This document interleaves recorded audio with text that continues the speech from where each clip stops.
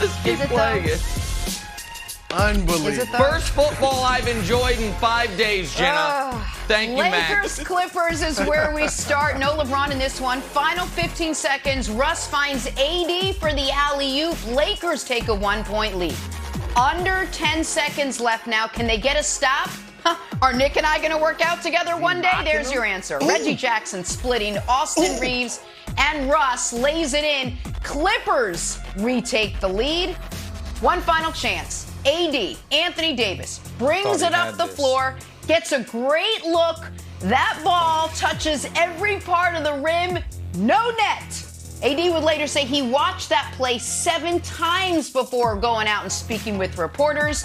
Lakers have now dropped 4 of their last 5 overall, and 5 straight, by the way, to the Clippers. Sorry, Anthony Davis, even though you've been playing well lately. Nick, how discouraged should Lakers fans be? Oh, I don't think they should be discouraged. The very first Lakers game of the season, we came on the air the next day, and I said there's a lot about this team that really concerns me. Didn't like the rotations it looked like Vogel was going to use, was obviously, as we all were, unsure about Russ's fit. And AD, the first, really up until his injury, didn't look anything like the AD that helped the Lakers win a championship a couple years ago. The reason I feel better today than I did then, and the reason I don't think Lakers fans should be discouraged, is because they have 3 objectives from now until the end of the year. The first objective, Broussard, is get to the 8 seed or better. Why does that matter? Because if you're the 7 or the 8 and you win the first play-in game, you will avoid Phoenix. I think avoiding Phoenix early in the playoffs is critical. I think the Lakers' chances of upsetting Golden State, a fully healthy Lakers team, are actually quite high, as opposed to the Suns that have a 9-man roster that might be the best in basketball. So that's goal 1. Goal 2 is figure out your 8-man rotation. You know who the top 5 are: LeBron, AD, Russ, Monk, and Melo. Melo got dinged yesterday, so we'll see how long he's going to be out. And then figure out the back end of that. I think they are in the process of it. But the final one, and the most important one, is this. Get Anthony Davis back to being Anthony bleeping Davis. Get Anthony Davis back to a place where if he showed up on my pyramid outside of the top 4 rows, outside of the top 10, that it would be an insult, that it would be an outrage. Get Anthony Davis playing to a level that when they announced the All-Stars yesterday and he's left out, it's like, well, that's ludicrous. Don't care how many games he's missed. He's one of the best players in basketball. And Anthony Davis, since his return, if we throw out the very first game where he played limited minutes, he's given you 30 and 12 with great defense. Right. That is what the Lakers have to have. The Lakers' path through is very simple. You look at the Western Conference. Do they have the best player? I think they do in LeBron. Could they have, in the whole conference, also the 4th best player? Maybe. You have Steph, you have Ja, you have Luka, you have Jokic, you have AD, all fighting for that spots behind LeBron. Anthony Davis has to play at this level. And if he does, then the Lakers will be a team no one wants to see. Now, loss to the Clippers is damaging because they're the team they're chasing for that 8 spot, and there's obviously a lot of work to be done. But I feel better about the Lakers today than had they won and AD went 18-9 in a pedestrian effort. He seems to be fully engaged on both ends post-injury in a way we haven't seen since the bubble. No, that's fair. Because let's face it, the bar has been lowered. All right. What you just said it, Nick. What's one of the goals? Finish 7th or higher. That's where the bar is now. It's no longer get home court advantage in the first round of the playoffs, challenge Phoenix and Golden State for the best record in the conference. None of that. And even the Lakers understand that now. I have said all season long, puncher's chance. That's their mantra as far as I'm concerned. And I think they're accepting that. Russell Westbrook said a couple days ago, you know what? We just got to get to the playoffs with the right energy and playing the right way. And then everybody's 0-0. Because he understands the regular season is lost. Let's just get to the playoffs in a good mentality and see if we can have a puncher's chance and knock these teams out. That's what it's come to. And that puncher's chance, as you pointed out, Nick, depends on 2 guys, LeBron James and Anthony Davis. And Anthony Davis is, as you said, starting to look like the AD in the bubble that helped them win the championship. And early on in that final series with Miami was the front runner for the finals MVP. And then he kind of faded and LeBron rose, and LeBron got it rightfully so. But that's the AD that they need. And you pointed out the numbers.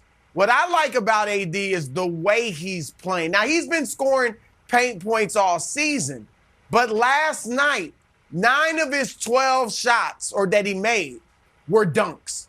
All right, even the last shot, I love the fact that he took it into the paint and missed the runner from about 9 or 10 feet, but it was a close shot. LeBron and Westbrook settle too much for three-pointers, even AD sometimes.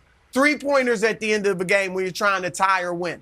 I like him attacking the basket because, as you said, Nick, the advantage they have over a Golden State, even His maybe size. a Phoenix, maybe, is size. And AD, he's only taken 6 3-pointers in his last 4 games. Love it, because you can't hit threes with regularity. So go inside and dominate. Here's the last thing I'll say, Wilds. If LeBron comes back and is playing as well as he was before the injury, and AD continues to play at this level, and the Lakers are still losing, that's when, to me, it's legitimate to look at Frank Vogel and say, okay, LeBron looks great, AD is back, and we're still losing. Now you can question whether or not he should be your coach and say maybe they need a new voice, and that's when you should look at it seriously. I think the stuff before was using Vogel as a scapegoat, but now it would be legitimate if they still can't win with LeBron and AD playing at a high level. Okay, so we had a little bit of a role reversal on this show, Jenna, because usually I'm the optimistic one looking at the world through rose-tinted glasses like I will when I try to sort of maneuver that Mac Jones highlight that we saw earlier in the show. But now Broussard and Nick are like, you know what? I think Anthony Davis played well. Who cares that the Lakers have lost 4 of their last 5 games, and they just lost to the Clippers, who are missing Kawhi and Paul George.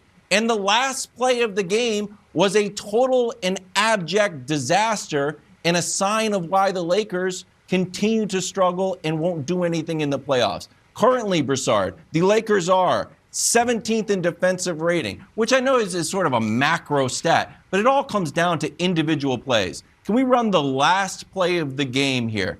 Reggie Jackson's got the ball, and he does a little skip to my Lou. He is so happy that he gets to go against the Lakers defense. Russ gets screened. He's like, okay, Austin Reeves, you take care of it. That's not winning basketball, Broussard. And I actually think that your philosophy of, like, let's get to the playoffs and the Lakers will have a puncher's chance, I think that infects the regular season. I don't think that the Lakers felt like they needed this game. Do you think this is playoff basketball intensity from Russ? That, like, we need this one? It's like, let's just go through the motions. Yeah, go for it. Let me answer that. They were down 17 points or 16 points with a minute left in the third. The idea that they were going through the motions, as opposed to this was an unbelievable fourth quarter by them and then a great back and forth final 3 minutes where it looked like there were 3 different shots by both teams that could have been the game winner. I do not agree at all that they were a team that's like, win or lose. This was one of the best, to me, most entertaining NBA games of the season. Now, Russ's defensive, not philosophy is the wrong word, fundamentals, that's the word, are poor as they've always been. Of course he shouldn't take that angle. Of course, if you're going to funnel him anywhere, it should be funneling him towards Anthony Davis, not towards Austin Reeves. I understand all of that. But you guys are talking about that the standards or the goalposts or the expectations have been lowered. Broussard, to me, they have not. The expectations or standards for the Lakers all year long have been, can you make the finals? And then if you're in the finals, see what happens. That's been where they're at. And the point I'm making is I believe they absolutely can if AD stays at this level. I think that the defense will be demonstrably better when LeBron comes back, particularly for the postseason.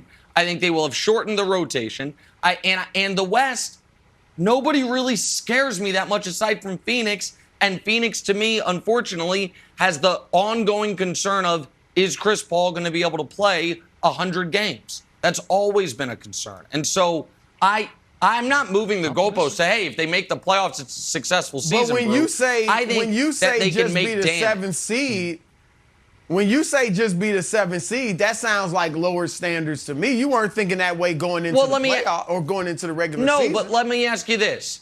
If the Lakers were the 1 seed and went out in round 2, that's a failure. If they're the 7 seed and make the finals, it's a great success.